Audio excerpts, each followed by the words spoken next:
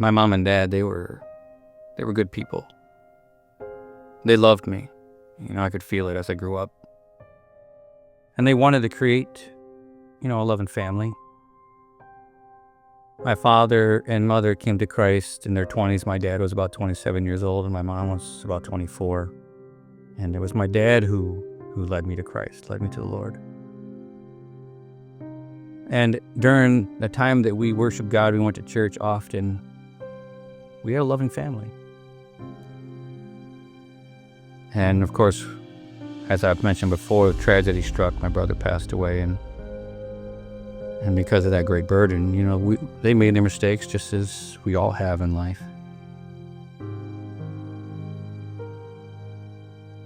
But overall, I could tell that they loved me.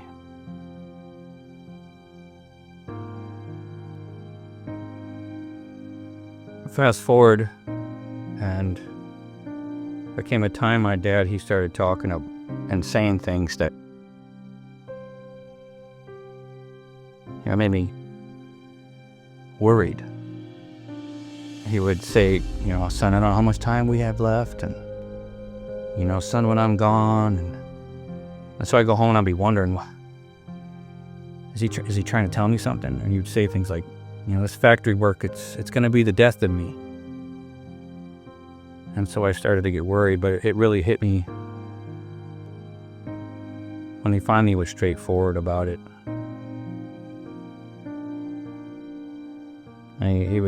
He started telling me, son, I need you to come over and help me with my yard work. He would say, son, I don't have much time left. He wanted me to go with him to the lawyer to update his will. And then eventually I had to come over and start helping him pay the bills. And I'd ask him to do things too. Dad, come over, let's do some jamming together again. Let's go out and maybe shoot some golf or something. Let's go do things. And he says, son, I wish I could. I don't have the energy. Then one day on a Sunday morning, you see my dad and I, we'd go down to the jail ministry and teach. We'd take turns. There was 2 hours. He would teach 1 hour, I would teach an hour. And so I had called him that Wednesday before, and I didn't speak to him for a couple days. We usually speak 2-3 times a week, And I didn't hear from him for a couple days. Sunday morning came, and get ready for church, and I text him, and I didn't get a response back. And I text him again, and I go to church, and I'm a bit worried because of those statements that he had been saying. I'm concerned. Church ends, and he didn't show up to pick me up. He was going to pick me up and take me down to the jail. He wasn't there. And I feared the worst. So I asked one of the men in the church to go with me, go to his house, and I just felt there. I felt like something wasn't right. Something was off. So he had given me a key to his house at that point.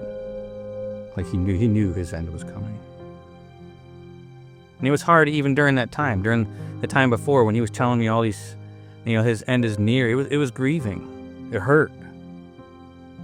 So I knew this day was coming, but it still isn't enough to prepare you for the grief of the loss.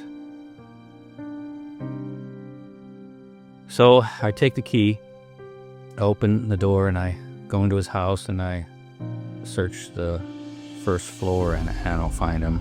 It's not there. His car is in the driveway. His vehicles are in the garage. So I know he didn't leave.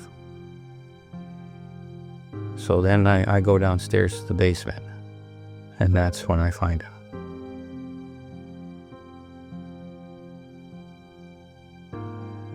And I cried and grieved. It was very painful. And I called my family, and we all came together. my two sisters, my children. We don't have a big family. My uncle and some of my dad's friends, we came together and we mourned the loss.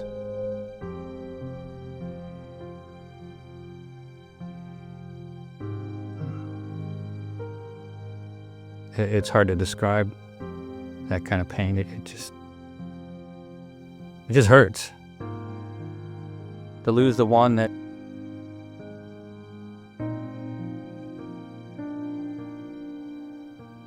I can't call him anymore. I can't ask him for advice. I can't hear his voice. I can't jam with him anymore. So it's painful to lose your parents. I lost my dad.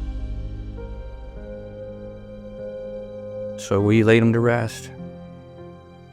And what else are you supposed to do but move forward, to move on? I knew that's what I had to do, so I had to move on. But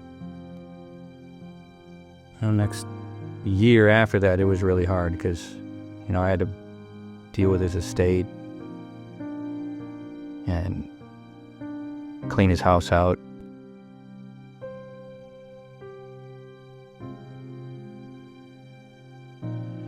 But you have to keep taking that next step. And that's what the devil wants. He wants to stop you on your walk forward. But I'm not going to let him defeat me. I have a purpose. I have children I need to continue to raise. I need to continue to love my adult children. And I want to show God that I love him for what he has done for me. I can't give up.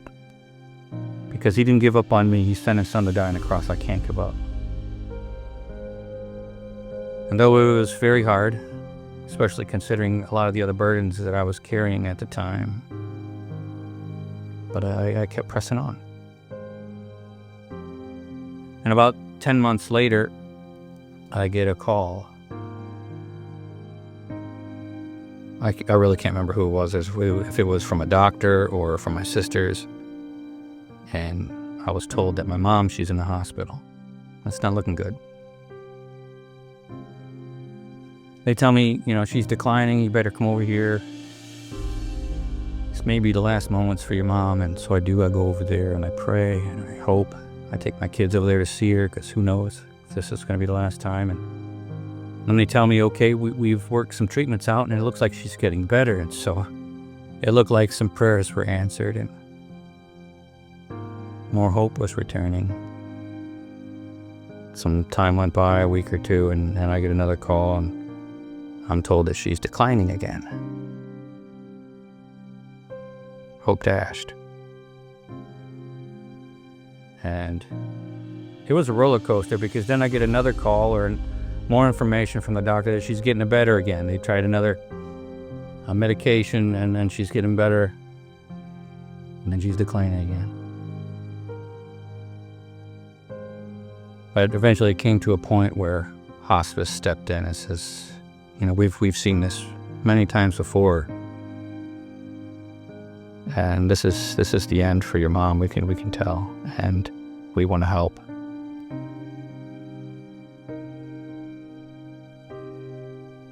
I didn't want to believe it, that both my mom and my dad were going to be gone. But I had to accept it. It was fact. It was right before my eyes. I could see it. So then we get a phone call and we're told, okay, this is the end. You need to come up.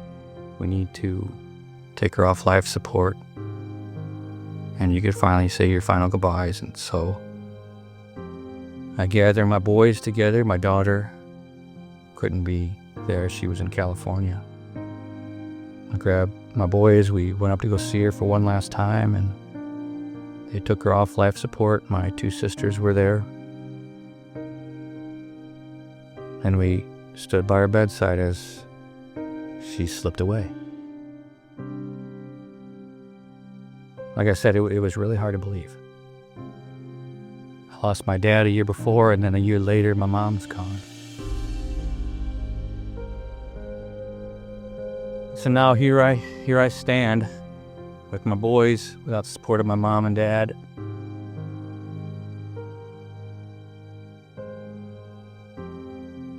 And in that, there's some hard lessons to learn. That's something, if we live long enough, all of us are going to face. One day I'm going to die, and my children's mother, she's going to die, and then my children will be left. That's something we're all going to face. So we need to gain the right perspective so that we can continue to march forward. And so, if you're interested in some of the lessons that I've learned through this tragedy, come back to the next video. I'll share with you the hope that I found to give me strength to move forward.